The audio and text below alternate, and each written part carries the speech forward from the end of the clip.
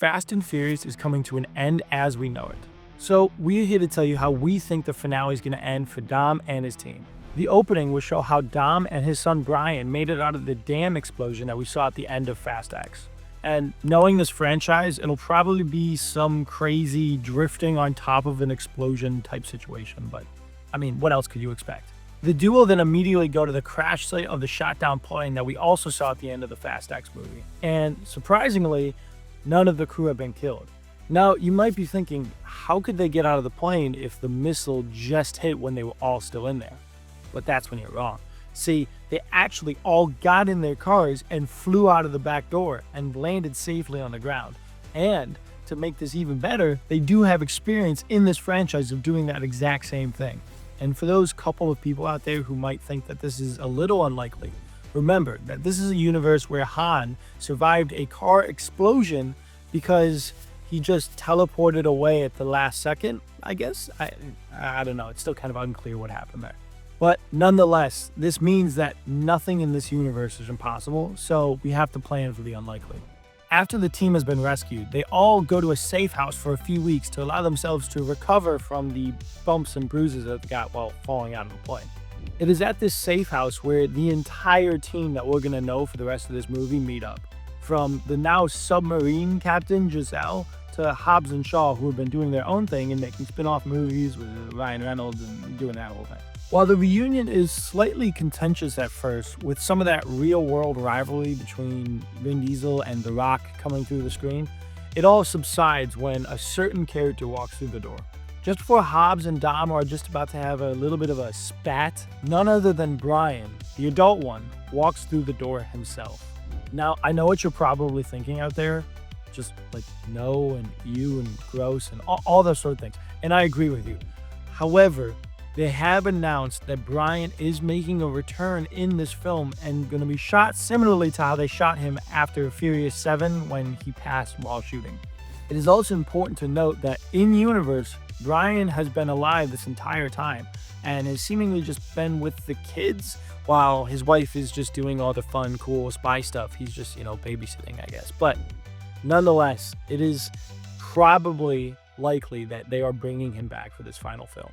Now with the entire team together, we learn that Dante has been gaining more and more power since Dom and his crew has been missing for a few weeks. He's also gathered a following of people that have had beef with Dom and his crew throughout the movies, convincing them that he was the one that finally took them out, so they should follow him. His influence is growing larger and larger every day, and with the governments of the world terrified, there's only one group of people with some cars and whatever else they do that can stop this mass maniac guy. I don't know. It's going to be Dom and the crew. Taking over the world in just a matter of weeks is not really a feasible thing. So what could be his plan? Well, if we're taking notes from the rest of the franchise, I'm assuming that there'll be an EMP or maybe even an AI device that is threatening to take out the technology of the world and send us back to the Dark Ages. As we've seen from Dante in his past film, he's a big fan of just kind of lighting a match and just seeing what happens. And what is a better example of lighting a match than burning everything that we know to the ground?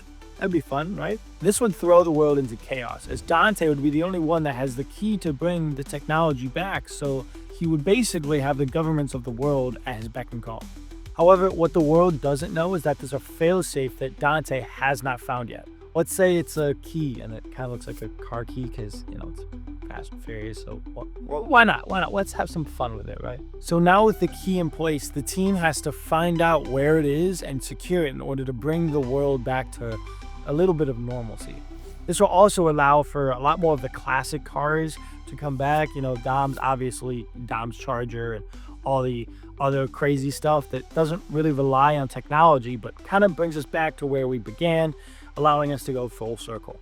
It would also be an interesting concept to have Dom fight against the death of technology. From what we know of the character, he is very tactile, very hands-on, and honestly probably wouldn't mind technology going by the wayside. However, he is also wanting to usher in a new era, and allowing him to do that, essentially giving the keys to the next generation, would be an interesting concept for the character to go through. Now that the stakes have been properly set, this is when the action truly begins. And listen, we can sit here and think about all the different crazy action scenes that we might see, but in Fast and Furious 9, or Fast 9, they put a car and made it a rocket ship. So I don't really think predicting what's going to happen in these movies will be that easy. I mean, there could be time travel. They could go back to the Dark Ages. We really don't know, and that's part of the excitement of it. There's endless possibilities. Technology is insane. So we could be going to get dinosaur times. How fun would that be? But in all seriousness, we do know that the explosions will be insane. The soundtrack will be blaring, and the physics will make absolutely no sense, no matter what kind of action scene there will be.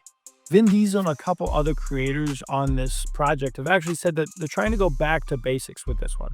This is why I believe that the death of technology will be the main crux of the story, in order to bring it back to a simpler time, maybe go back to the street racing roots of the origin. Well, with how much of that groundedness will actually appear on screen will be up for debate, and we'll have to wait and find out, but at least they're trying something. While the Fast and Furious films have never been known for their groundbreaking character work, the finale does present an interesting opportunity for its main protagonist. Dom, who just saw his team nearly be killed because of a trap set by Dante, would be apprehensive to allow them to help him again, wanting to go at it alone, knowing that he could protect himself and he wouldn't have to worry about them getting hurt.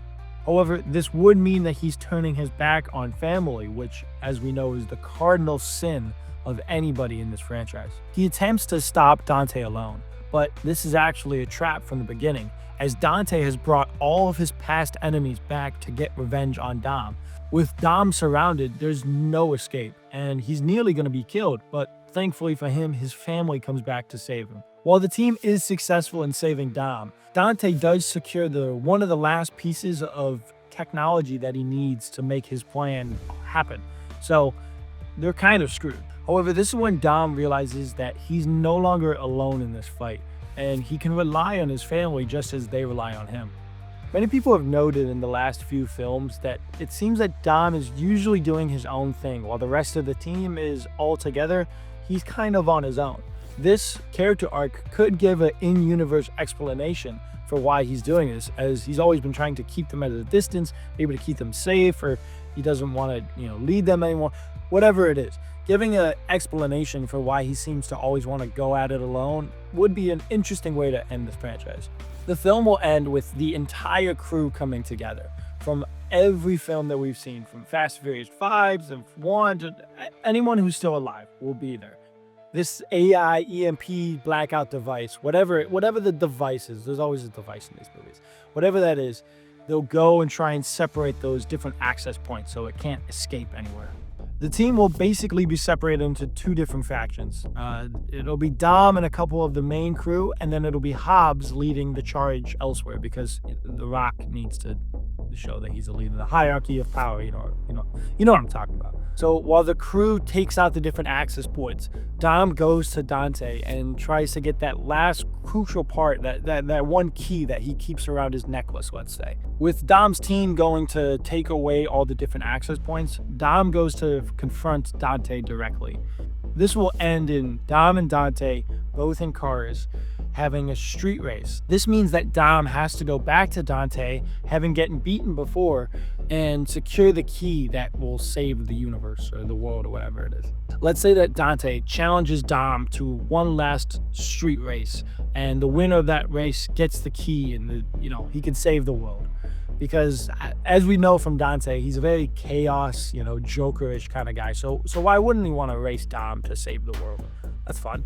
The engines rev, and the turns are crazy, and the drifts go wild, and in the end, as it should, Dom beats Dante, with Dante crashing in a crazy spectacle of flips and whatever, because maybe Dante didn't know how to use the NOS. Dom walks over to Dante, who's barely clinging to life in his car, and he starts to laugh, saying that none of this matters because he has backup plans on backup plans.